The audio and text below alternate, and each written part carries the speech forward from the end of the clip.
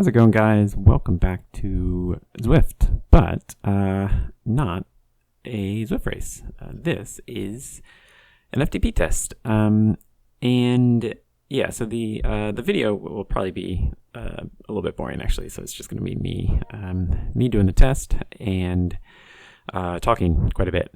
So I kind of wanted to do this test. This is the beginning of the year. And it's kind of a good idea, I guess, for me, especially, to kind of get a baseline. So the last few months, I've just been doing mainly just a bunch of Zwift races and not really any kind of like structured training plan, anything like that. It is literally just me jumping on the bike and doing a race or two, and then seeing how I do.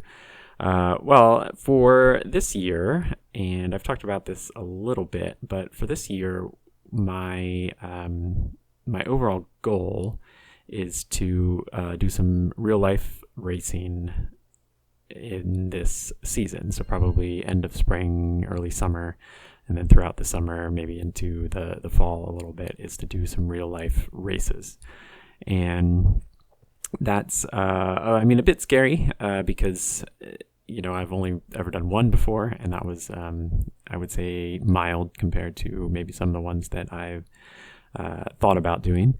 So the other reason is because as much as I've, done a bunch of Zwift racing, I don't actually think I'm that fit for real life races. I have it in my mind that they're going to be, quite a bit faster and stronger, and I'm just going to get immediately dropped.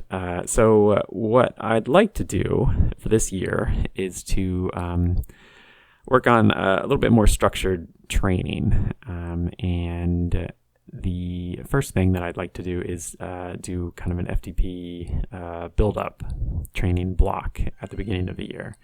And to do that, I need an FTP baseline. So hence the FTP test. And it's been over a year since I've done one. I've never really done one as kind of a formal test. I think I did do one over a year ago, but I didn't really know what I was doing, and I just kind of hopped on and tried it. I don't even quite remember what the results were. I've just been relying on Zwift to like auto calculate my FTP for any other workouts that I've done and races and things. So this is all new. I had a kind of a rough idea of what I would get, but it was good to kind of do this as a baseline. And I've certainly looked and watched videos and read about FTP tests quite a bit, like all of you, I'm sure. And I know that this ramp test that I'm doing here is probably not accurate, and I'll get in the results in a bit. But it's probably not the most accurate FTP test out there. For the people that don't know, FTP is a functional threshold power. So it's basically the maximum amount of power that you can hold for, I think it's supposed to be an hour.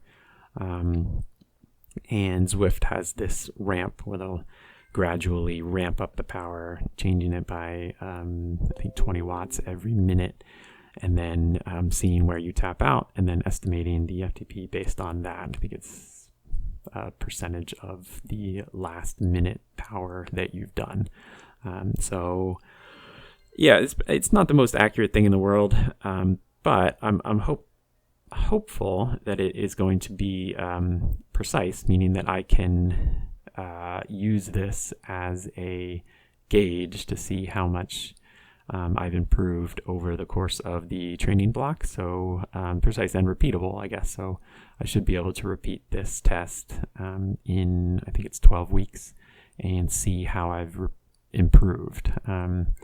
So I'm not quite under the impression that this is going to be my accurate FTP, but it's a good a good metric to use as a an indicator of seeing if I'm actually getting stronger. So that's what I'm doing, and the idea is that I'll take this test now, do this training block plan. This is going to be the build me up FTP, something like that, build me up test, and it's going to be 11 or 12 weeks. And so that should put me kind of end of March-ish time frame. I will take another test then, and then see how it does, see how I managed to fare throughout the training block.